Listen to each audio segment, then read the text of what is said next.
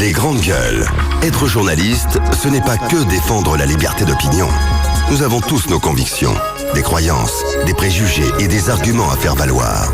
Tout cela nous appartient en propre. Peut-être légitime ou illégitime, rationnel ou irrationnel, pertinent, vain ou stupide. Mais cela appartient à tout le monde. Les GG sur Radio Espace Guinée, où chaque opinion prime. La très laïque des radios, Radio Espace Guinée, explique l'islam. Bon Ramadan sur Radio Espace Guinée. Chez les GG, nous pensons comme JMJ. Dire la vérité. La vérité, qu'elle plaise ou qu'elle blesse, est une pertinente attitude de sagesse. Le journalisme est la plus grande aventure humaine car il est mission, passion, vision, interrogation, immersion, quête de vérité et conquête d'objectivité. Écoutez les GG tous les matins sur Radio Espace en simultané sur Espace TV, Espace Région Bokeh, Labé, Zérékoré, Kindia sur 99.7, Cancan sur 99. Les grandes gueules sur Espace, ou la messe des sans-voix. Les grandes gueules. Tout sur les dessous de l'actu. Ici, l'actu rime avec liberté de ton sur Radio Espace. Continuez à réagir à nos sujets ici développés. Nous prendrons en compte vos réactions dans la troisième partie de l'émission. Encore une fois, merci de votre fidélité à cette émission. Tamba, on évoque cet autre sujet lié à l'actualité, bien évidemment, avec Mohamed Mara plutôt. Rapatriement des Guinéens de l'étranger. Un premier convoi rentre demain de Tunis. Vous nous l'apprenez, Mohamed Mara? Oui, sans risque de me tromper, déjà l'avion est reparti pour Tunis hier nuit. Donc le pont aérien est rétabli avec Tunis. Vous savez que 198 Guinéens, enfants, femmes et hommes ont déjà été rapatriés en Guinée et actuellement poursuivent leur processus de réinsertion. Et à date, parce que c'était là la grande difficulté, il fallait démêler exactement les Guinéens qui voulaient effectivement rentrer de ceux qui étaient encore hésitants et ceux qui tenaient à rester en place. Vous savez, il y avait une histoire de sous. Oui. L'État avait envoyé de l'argent comme distribuait. Il y a malheureusement aussi quelques Guinéens qui s'étaient pointés, dont l'objectif c'était vraiment de percevoir les sous et puis voilà. Mais il y avait aussi ce grand nombre de Guinéens qui avaient quitté des villes difficiles telles que Sfax, qui étaient venus sur Tunis, justement dans l'expectative d'un rapatriement. Donc ces gens-là aussi poireautaient un petit peu du côté de Tunis. Donc le gouvernement a pris la décision d'aller chercher ceux qui restent. La liste définitive, pour le moment, en tout cas, s'il faut dire comme ça, elle est de 405 Guinéens restants à rapatrier. Pour ceux qui confirment leur retour. Donc on est quand même à 603 Guinéens en tout, donc concernés par le rapatriement.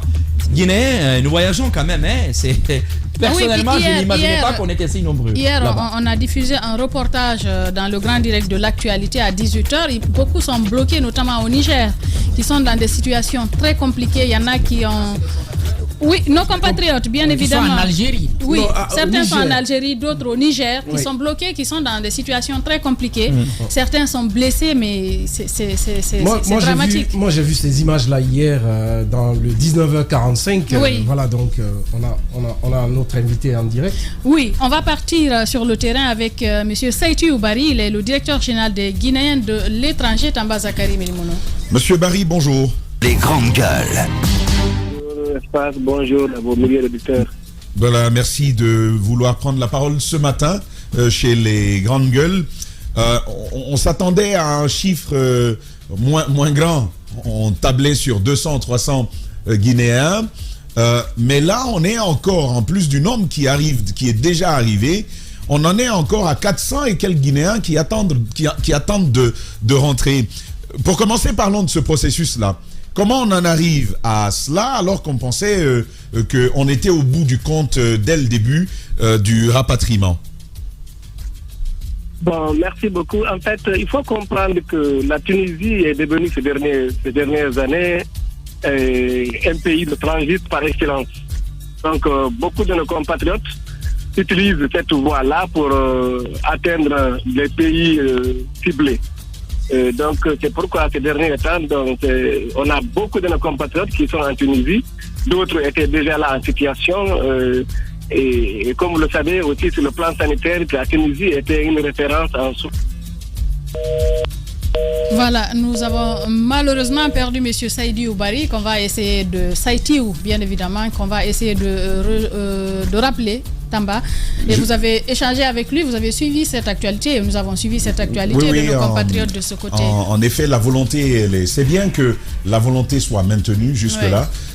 On l'a dit déjà plusieurs fois, nous, Guinéens, avons mis plusieurs années sans connaître de cette présence de l'État en situation d'adversité, en situation de persécution. Mais nous avons l'État désormais qui répond, qui se maintient dans une logique permanente. Et 400 nouveaux cas, 400 et quelques, Mara nous l'apprenait ce matin, et on était tous ébobis à cette idée-là. Mais qu'est-ce qui se passe? Au départ, on parlait de 300 personnes, c'est le chiffre même que des compatriotes avaient avancé, mais finalement, on a bien vu l'affluence qui est venue. Les Guinéens sont en bien plus grand nombre du côté de Tunis. Ça, c'est donc une chose. Mais tout à l'heure, vous évoquiez le cas des Guinéens en souffrance au Niger. Au Niger, en Algérie. Vous voyez ce qui se passe. Le Niger, j'ai envie de dire, c'est en allant sur les chemins migratoires, c'est le dernier territoire paisible que vous traversez. Une fois que vous quittez Agadez, vous entrez dans la jungle j'ai envie de dire, la jungle désertique. C'est le calvaire du désert, les températures et toutes les probabilités même de se perdre à l'intérieur de cet espace sableux, ou d'être enlevé, ou simplement, à partir de la Libye, d'être tué.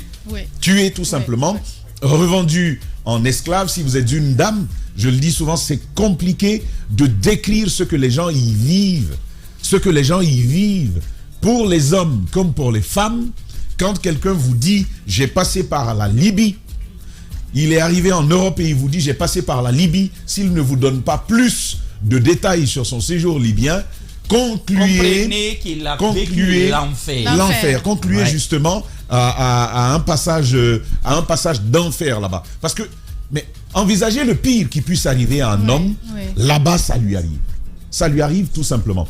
Et donc, quand c'est chaud en Libye et que vous n'avez plus d'argent, parce que c'est sûr, quand vous y arrivez, à partir de la Libye, soyez sûr que vous n'aurez plus rien en poche. Il faut être sûr. Au moment où on vous met dans la barque et qu'on vous pousse, comme ils disent, il faut être sûr que vous n'avez plus rien. C'est comme ça que ça se passe. C'est pourquoi à partir de la Libye, des gens demandent de l'argent aux parents. Une fois du côté du Maroc, ou du côté de Tunis ou de l'Algérie, on demande encore de l'argent. C'est comme ça que ça se passe. Et donc, ceux qui sont courageux, parce que je donnais un atelier de formation à des acteurs de l'immigration du côté de Kindia, c'est un long atelier de 10 jours, une dizaine de jours, et j'épluchais comme ça des témoignages. C'était une formation mêlée de témoignages. Et puis on a eu ce témoignage de 2 jeunes. Le premier ivoirien, 16-17 ans. Et puis on lui demande, mais pourquoi tu rentres pas? Il dit, mais rentrer pourquoi? Il dit, rentrer pourquoi? On dit, mais c'est ton pays. Il dit, mais c'est mieux que j'essaie au moins ça. Parce que ici, je sais que je vais peut-être mourir. Mais là-bas aussi, je sais que je vais mourir. Je n'ai plus de parents. Mon père est mort, ma mère est morte. Je suis seul. Si je reste en Côte d'Ivoire, je vais mourir. Ici, je sais qu'il y a la mort. Je sais que je peux mourir. Mais au moins, je vais essayer. Au moins, il essaie. Ouais. Donc, il y a ceux... Après, on lui demande, mais est-ce que tu comptes rentrer? Il dit, non, je ne rentrerai pas avant d'avoir essayé. J'ai vu un autre de 13 ans. De 13 ans qui vient de Sierra Leone. Et on lui dit, toi, pourquoi tu es parti à 13 ans? Il dit, pour être un homme, il faut partir. Et il a dit ça comme ça. Pour être un homme, il faut partir. Est-ce que tu vas rentrer? Il dit, non, je ne vais pas rentrer. Si je rentre, on dira que je ne suis pas un homme. Il y en a même qui rentrent, voilà. Par exemple avec l'OIM, qui rentrent, qui ont un petit fonds pour redémarrer leur vie et qui repartent. Il y en a je connais un jeune par exemple qui est revenu ici, qui était dans la conduite de taxi-moto. Il a revendu la moto, il est reparti. Moi, j'ai réalisé un reportage ici où le monsieur, je lui demande, mais si aujourd'hui, c'est quoi? L'OIM est là, ils peuvent t'aider. Si tu as des moyens, qu'est-ce que tu fais? Est-ce que tu restes? Il dit, j'ai des moyens aujourd'hui, demain je repars. Mais parmi ce lot-là, il y a ceux qui reculent, qui reviennent, avec le risque que dans la communauté, on se moque d'eux, comme Justement, des gens qui ont échoué. On les stigmatise. Qui reviennent, et c'est eux qui souffrent au Niger. Oui, mais est-ce que vous avez... C'est eux qui souffrent au Niger. Est-ce que vous avez compris l'autre préoccupation? Aujourd'hui, c'est nos amis, nos frères, nos sœurs qui quittent nos régions, ici, qui sont beaucoup plus tentés par cette immigration. Est-ce que Il y a vous plus avez, de femmes, de plus en plus de femmes. Est-ce que vous avez les chiffres et des femmes qui reviennent parfois avec des enfants qu'elles ont eus là-bas? Donc, est-ce que c'est des cas... Moi, les images que j'ai eues hier sur Espace TV, sur le cas des Guinéens en Tunisie, exposés à toutes les maladies, pas de soins, pas d'eau, c'est-à-dire presque rien, désert complet. Vous voyez un peu. Donc, moi, je me dis, aujourd'hui, quelles sont les politiques que nos différents régimes... Ce sont de bonnes questions, mais là, je terminais la description sur le phénomène, parce que quand vous revenez comme ça... J'ai géré le cas d'une jeune dame qui a été rapatriée ici, qui est tombée enceinte. Elles, ce ne sont pas sœurs. Ce ne sont pas sœurs qui a abusé d'elle, qui lui a dit qu'il faut forcément ça. Et elle est tombée enceinte, elle est revenue ici avec un bébé. Vous avez vu que je n'entrais pas dans ces détails, mais quand un homme est violé par un homme, vous pensez qu'on fait quoi des femmes? C'est pourquoi j'ai évité d'entrer dans les détails. Mais imaginez, vous êtes chrétien, vous êtes musulman, vous connaissez les règles de nos croyances. Oui. Vous retrouvez en Libye, arme à main. J'ai vu ces témoignages, pas un seul, j'ai vu ces témoignages. Certains sont parmi nous, ils ne parlent pas. Mais croyez-moi, ils sont traumatisés. À vie. À vie. Parce que c'est ce qui se passe là-bas, arme à la main. Tu acceptes, tu vis. Tu n'acceptes pas, on te tue. Et je termine en une phrase pour dire, je pense qu'il faut, dans la question de la gestion, heureusement nous l'avons, la gestion des Guinéens de l'étranger, il faut avoir un véritable focus sur Niamey. À partir de Niamey, gérer la question d'Agadez, parce que c'est là ils reviennent. Et au retour là, ils n'ont plus rien. Ils ne comptent que sur le miracle divin, sur la providence, parce qu'il n'y a plus rien à partir de ce moment-là. Ils sont complètement désespérés. Nous repartons donc sur le terrain. Nous avons à nouveau en direct M. Saïti Oubari, directeur général des Guinéens de l'étranger. Rebonjour M. Barry. Rebonjour madame. Allez-y Tamba. Voilà, on a dû se perdre avec la qualité de la connexion, mais vous évoquiez avec nous le processus qui a conduit à l'identification de ces Guinéens, mais aussi à la préparation et au déploiement de ces vols, de ce pont aérien qui est établi depuis hier déjà. Nous apprenons qu'il y aura une première délégation qui arrive demain. Expliquez-nous comment on en arrive là. Bon, merci beaucoup. Comme vous le savez, dès le départ, son Excellence, Monsieur le Président de la transition, le chef suprême des armées, le colonel Mamadi Doumbouya, a instruit au gouvernement de prendre toutes les dispositions, toutes les mesures nécessaires devant faciliter au retour de nos compatriotes au niveau qui se trouveraient en Tunisie pour le retour au pays. Et ce travail a commencé donc depuis le 6 du mois de mars et ce qui est en train de se poursuivre. Et c'est dans ce temps-là, il y a eu des premiers combats de 4 vols avec près de 200 personnes. Et ceux-là sont arrivés en Guinée et bien accueillis par le gouvernement. Vous l'avez suivi vous-même, avec en tête son Excellence, Monsieur le Président de la Transition, et Monsieur le Premier ministre et tous les membres du gouvernement. Et ensuite, vous avez suivi tout le processus qui a conduit même à l'arrivée de son Excellence, Monsieur le ministre des Affaires étrangères en Tunisie, jusqu'à revenir avec le premier vol. Donc actuellement, nous sommes en train de répartir par rapport à la suite, puisque c'est un pont que le président de la transition a mis en place. Et ce pont doit continuer autant de fois qu'il y aura des Guinéens sur place. C'est l'instruction qu'on a reçue et c'est ce qui est en train d'être suivi. Donc les premiers qui sont déjà là, les 200 personnes sont enrôlées et on est en train de suivre un processus avec eux. Le reste, ça va redémarrer demain, Inch'Allah, avec le 5e vol. Donc, c'est un processus en soi et c'est 50 qui vont arriver demain et ça va continuer autant que possible. Et à date, on a près de 400 et quelques, 403 qui sont déjà recensés. C'est ceux-là qui veulent revenir. Il y en a plus de 700 qui sont recensés, qui désirent continuer de rester sur place.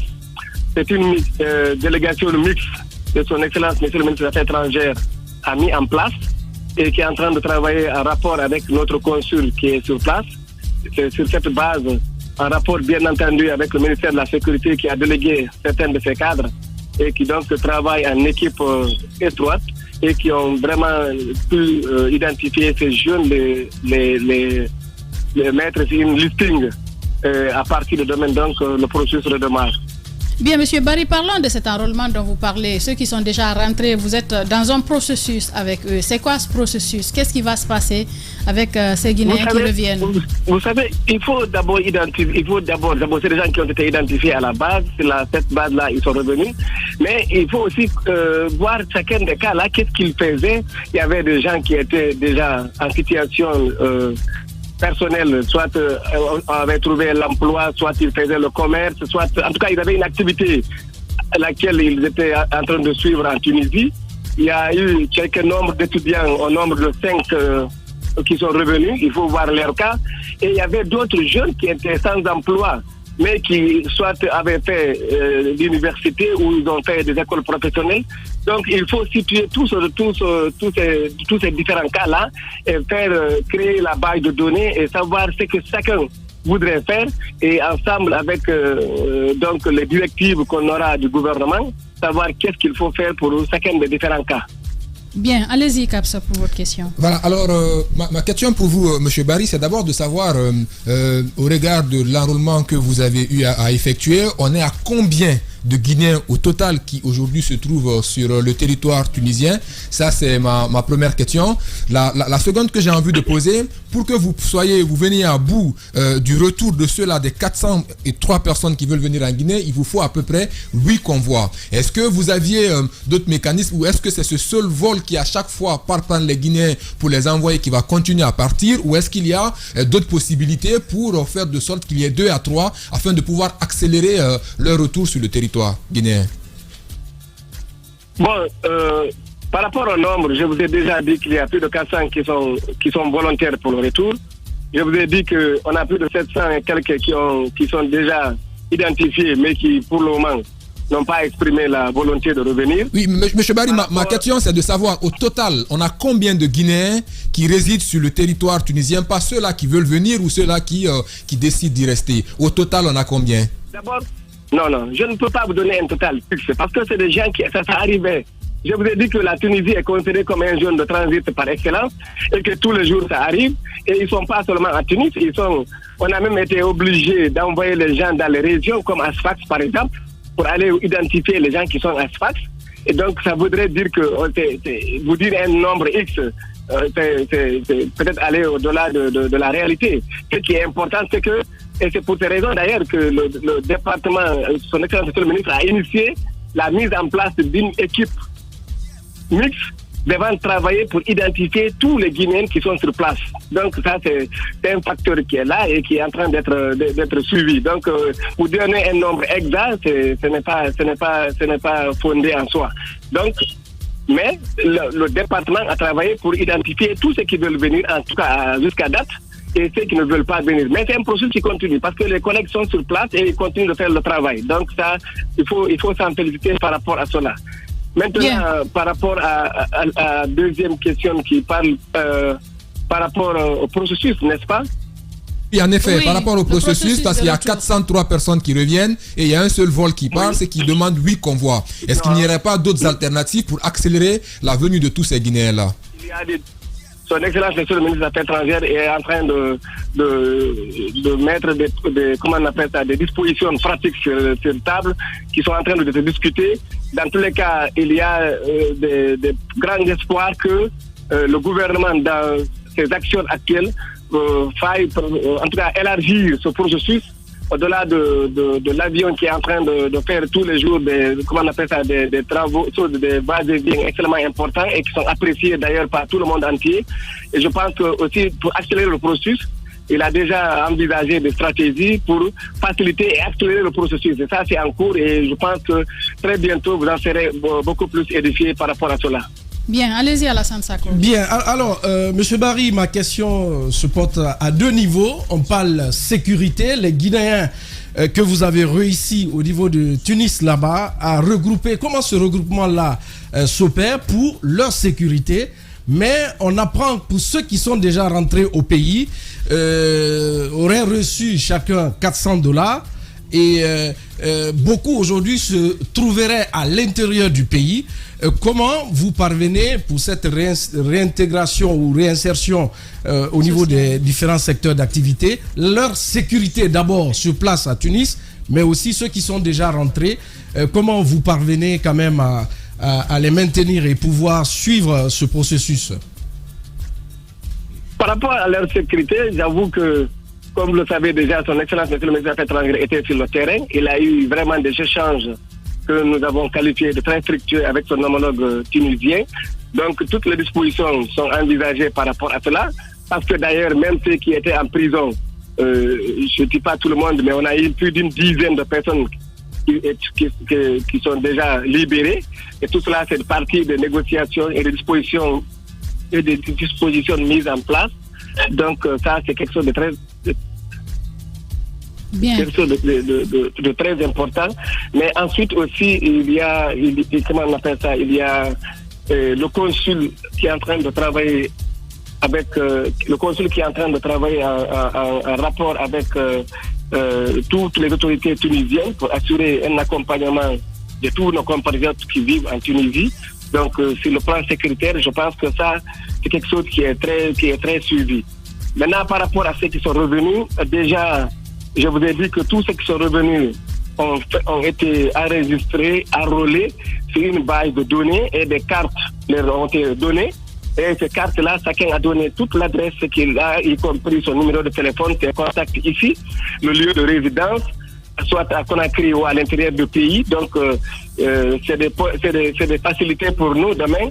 Dès qu'on aura besoin de tout le monde, et c'est vite fait, on pourra les joindre. Ça, c'est un. Deuxièmement, et même ils sont en train de s'organiser en association. Nous sommes en contact avec leurs premiers responsables, avec lesquels déjà on a pris contact, et nous sommes en train de travailler avec eux pour voir cas par cas comment il faut encore continuer le processus. Donc, ça voudrait dire, sur le plan sécuritaire, le gouvernement a pris toutes ses responsabilités par rapport à ses homologues tunisiens pour assurer la sécurité de nos compatriotes qui sont là-bas, mais aussi ceux qui sont revenus. On a mis une base de données et cette base de données est en train d'être suivie pour faciliter tout contact qu'on voudrait. Et eux-mêmes, ils sont en train de s'organiser en une structure, et cette structure est déjà en contact avec le département des affaires étrangères. Bien, allez-y, Yiba Milimono. Alors, monsieur Barry, voilà, le micro, s'il vous plaît. Voilà, c'est activé. 2 questions. La première, ce sont ceux qui rentrent au pays. C'est vrai qu'on est allé désabusé complètement, on retourne chez soi. Vous parlez de liste, une liste qui a été rédigée. Est-ce que vous travaillez peut-être, les gens se disent, je rentre chez moi et qu'est-ce que je vais devenir? Parce que ce qui dissuade beaucoup, le retour est difficile. Lorsqu'une fois ici, on dit il a échoué.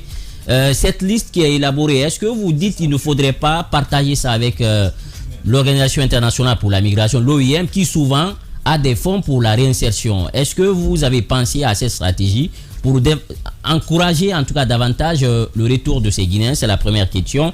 La deuxième, on sait que les gens se présentent pour se faire enrôler, ils reçoivent de l'argent et après ils disparaissent dans la nature.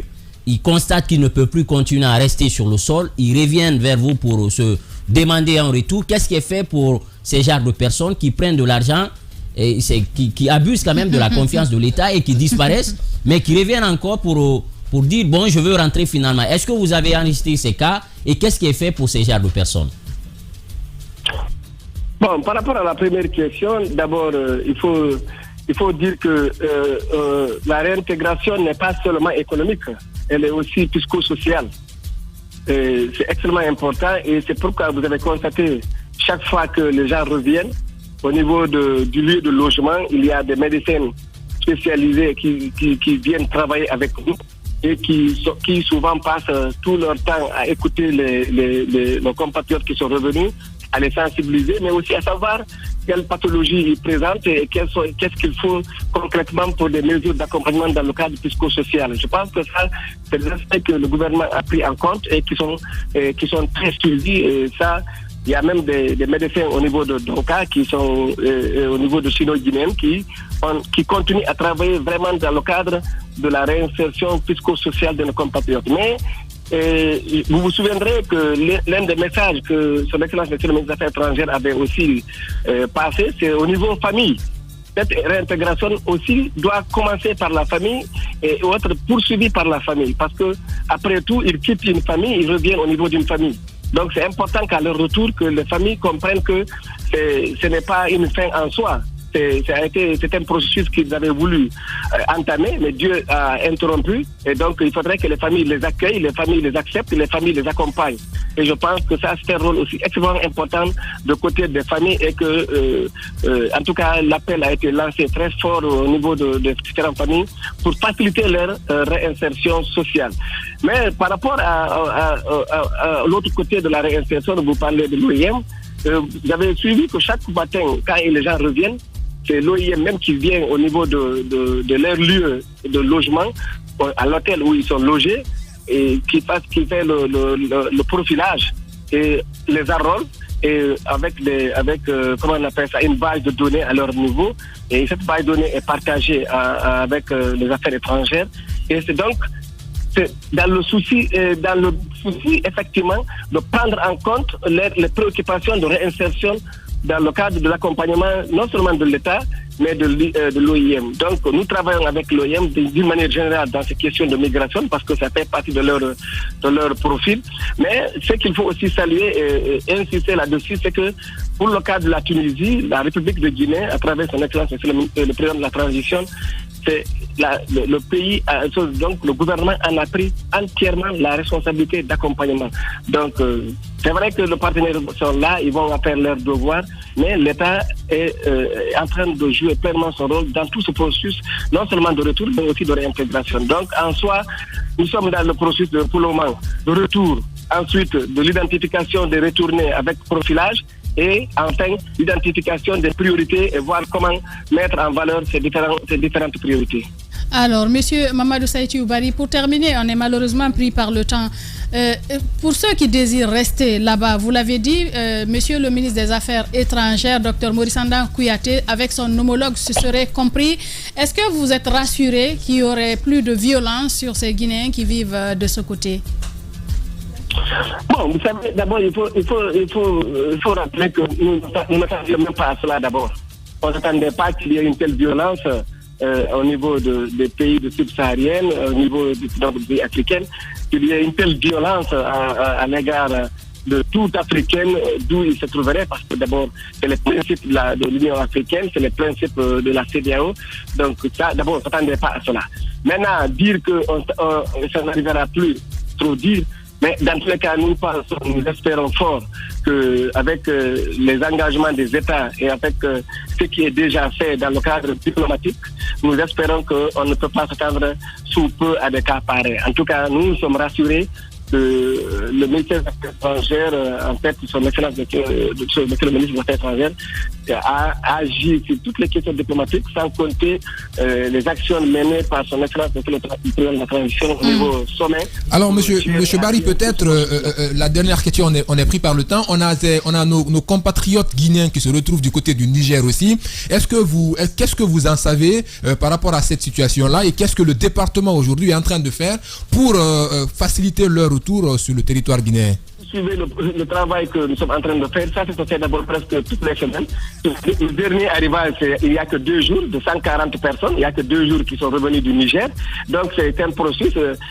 Nous sommes à 30. Aujourd'hui même, il y a un vol qui est attendu. Aujourd'hui même, qui vient du Niger, avec 100 personnes. Donc, c'est un processus que nous sommes en train de faire depuis des années. On est au-delà de 1000 et quelques en 2023 seulement. Donc, ça voudrait dire que c'est un processus. Nous sommes très, très, très informés de ce qui se passe en Algérie, de ce qui se passe au Niger, à Agadez, tout ça. Donc, c'est quelque chose qui est très suivi et qu'on est en train de travailler avec les partenaires techniques et financiers pour faciliter leur retour et éventuellement leur réintégration. Donc, même aujourd'hui, il y a un vol qui arrive tout à fait. Mamadou Saïtiou Bari, directeur donc des Guinéens de l'étranger. Merci d'avoir accepté notre invitation ce matin, Monsieur Bari. Merci à vous, pareillement, à tous vos collègues. Voilà qui nous mène donc vers la deuxième transition. À suivre donc notre enquête dans la troisième partie. Bienvenue à tous. Politiciens idéalisés, propos analysés par des experts sans langue de bois. Les politiques doivent nous rendre des comptes, c'est cela leur mission. En politique, vos amis sont vos ennemis. Écoutez les grandes gueules d'Adafo Média et ayez l'info juste. Les grandes gueules, tous les jours, 9h-10h30, sur Radio Espace et tous les soirs en deuxième partie de soirée, sur Espace TV.